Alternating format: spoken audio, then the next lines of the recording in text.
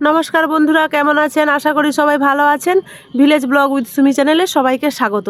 আজ বৃহস্পতিবার, সকালে উঠে সব কাজকর্ম সেরে, জানেন তো বৃহস্পতিবার মানে অনেক কাজ, সব কাজকর্ম সেরে এখন আজকে ঠাকুরকে সুজি ভোগ দিব। তৃতীয় বৃহস্পতিবার আমাদের প্রত্যেক তৃতীয় বৃহস্পতিবার মানে অঘ্রাণ মাসের প্রত্যেক বছর তৃতীয় বৃহস্পতিবার আমরা সুজি দেই, আর চতুর্থ বৃহস্পতিবার আমরা নবান্ন দেই। মানে আমাদের যে ধান উঠে সেই ধান ভানিয়ে এনে চালের পায়েস করে ঠাকুরকে দেই। এটা আমি সব দিন আমার শাশুড়ি মায়ের কাছে দেখেছি, তাই সেইখান থেকে শাশুড়ি মা নেই, কিন্তু যতটা পারি করার চেষ্টা করি। আগে থেকে আমি নারকেল কুড়ে রেখেছিলাম।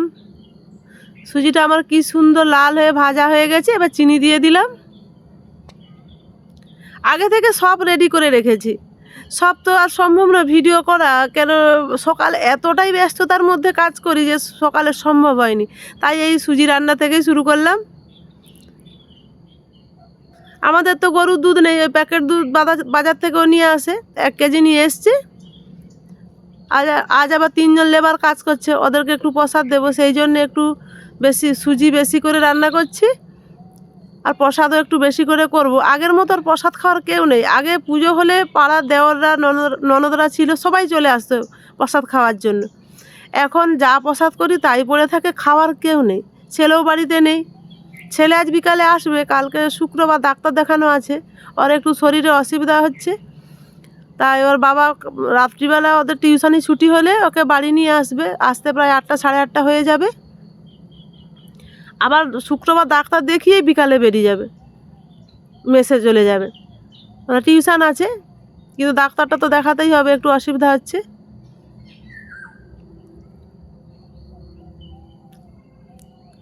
সুজিটা আমার প্রায় হয়ে আসছে। সুজিটা একটু আমি ঝরঝরে করে বানাই।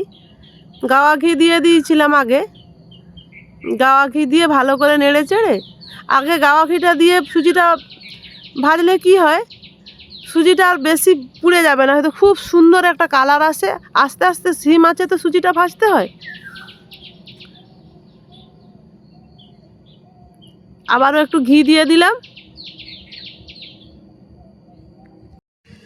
ভয়েস দিতে বসছি, দেখুন কত পাখির ডাক, কি সুন্দর পাখি ডাকছে। আমাদের এখানে প্রচুর পাখি, ঘুঘু, আরও কী সব পাখি আছে। ঘুঘু পাখি একটা আপনাদেরকে দেখাবো, আমাদের ঘরে বাসা করে আছে, ডিম দেয়, বাচ্চা দিয়েছে। আমাদের দোতলা ছাদের কার্নিসে, ওইখানটা ফাঁকা আছে, মানুষজন তো আমাদের দোতলাতে কেউ থাকি না, নিচেই যা থাকে ওই 3 জন, দোতলা পুরো ফাঁকা পড়ে থাকে। ওখানে একটা ঘুঘু পাখি বাসা করে আছে, প্রায় 1.5-2 বছর হয়ে গেল। দেখুন কত পাখির আওয়াজ। আমার সুজিটা হয়ে গেছে, কি সুন্দর ঝরঝরে হয়েছে দেখুন। ঠাকুরের সুজি পুরো রেডি, এবার ফল কাটতে বসে গেছি। সুদীপ চলে আসবে, আসলেই বলবে তাড়াতাড়ি করো কাকিমা, তাড়াতাড়ি করো। দেখুন না, ঘরের চারধারে জিনিস ভর্তি, কোনো কিছু গুছাতে পারিনি। গুছিয়ে রাখবো কোথায়, সব জায়গাতেই জিনিস। আমাদের একটা মিস্ত্রি আসতো, দাঁড়ু মিস্ত্রি, সে বলতো কাকিমা আপনাদেরকে 4 তলা করে দিলেও এসে দেখবো আপনারা জিনিসে ভর্তি করে দিয়েছেন। কি করব বলুন, মা লক্ষ্মীর কৃপা। আলপনা দেওয়া হয়ে গেছে, সব কিছু সাজিয়ে গুছিয়ে দিয়েছি। এইবারে শুধু পুরোহিত ঠাকুর আসার অপেক্ষায়। পাশের বাড়িতে পুজো করছে, এক্ষুনি চলে আসবে।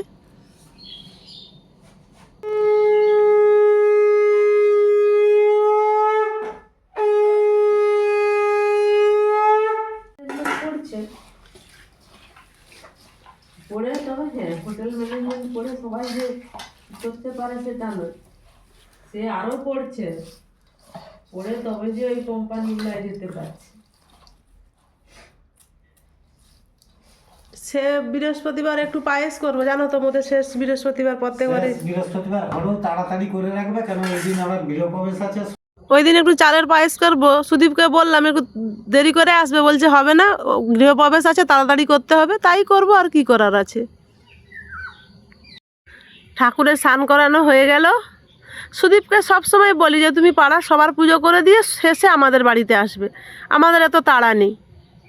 সেরকম যেদিন চালের পায়েস করবো সেদিনও বলেছি যে সবার শেষে আমাদের ঘরে পুজো করবে। এটা বৃহস্পতিবার মানে পুরো ঘর দর মুছা আছে, পূজার জোগাড় একটু দেরি হয়, আবার চালের পায়েস করতে তো দেরি হবেই।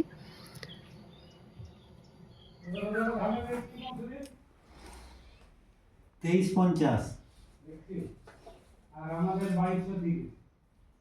ও আজকে আসছিল?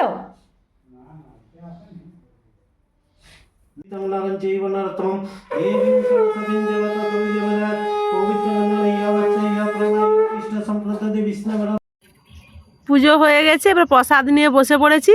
আমি ফল টল আমার ভালো লাগে না, আমার এই পুজোর চিড়াটা খেতে ভীষণ ভালো লাগে। আজ একটু সুজি নিয়েছি, আর পাশের ঘর থেকে একটু খিচুড়ি ভোগ হয়েছিল, সে আমাকে দিয়ে গেছে। এইটা খাবো। এখন প্রায় 12টা বেজে গেছে, একটু প্রসাদ খেয়ে নিই, তারপরে খিচুড়ি প্রসাদটা খাবো। আমার তো পেট ভরে গেল, দুপুরের খাবার প্রায় হয়েই গেল। এটা ডালিয়ার খিচুড়ি মনে হচ্ছে, আমি বুঝতে পারছি না, মনে হচ্ছে ডালিয়ার খিচুড়ি।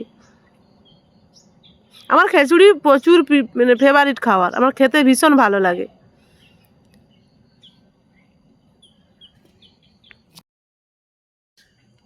সবার জন্য প্রসাদ বেড়ে নিচ্ছি, ওদের 3 জনের জন্য। ওরা 3 জন নয়, ওরা 4 জন আছে, অশ্বিনীর ছেলেটা আছে।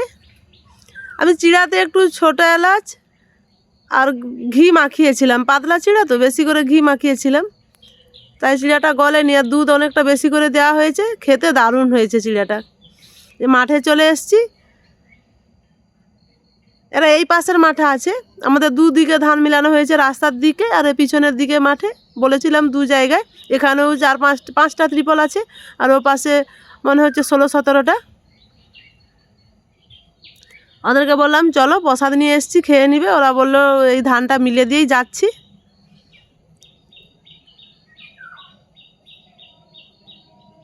এইটা হলো আমাদের পিছনের দিকের মাঠ, অনেকটাই বড়। সবারই ধান কাটা প্রায় হয়ে গেছে, এগাত্রা দাঁড়িয়ে আছে। সবাই মাঠেই ধান মিলছে, অনেকটা ফাঁকা জায়গা পায় তো, রোদ্দুরটাও লাগবে, সেই জন্য ফাঁকেই সবাই ধান মিলছে। আর আমরা এই চাষের ধানের চাল করি, এই চালেরই ভাত খাই। বড় চাষের ধান যে চাষ হয় সেটা বিক্রি করে দেয়, সেই চালের ভাত আমরা খেতে পারি না। আমরা এই আমন চাষের ধান সেদ্ধ করে চাল করে খাই। আজকে ওয়েদারটা দেখুন কি সুন্দর, প্রচুর রোদ বেরিয়েছে। তাড়াতাড়ি করে ধানটাও শুকিয়ে যাবে রোদ বেরালে, কদিন তো মেঘ করে গেল।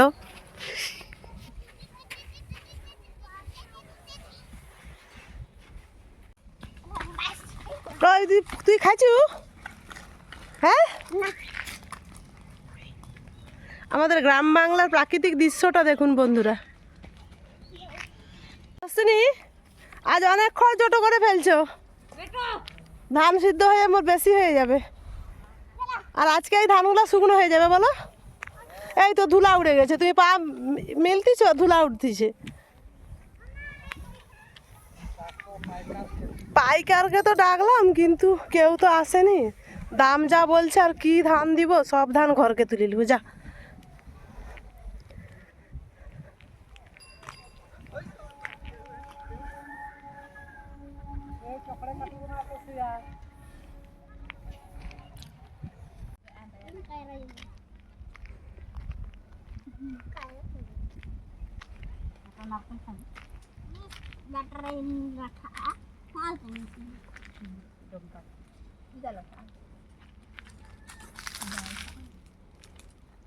তোমার বেটার মুখ এমনি সময় কথা বললে মোটেও কথা বলেনি তো বাবা, এখন দেখছি মুখে খই ফুটছে।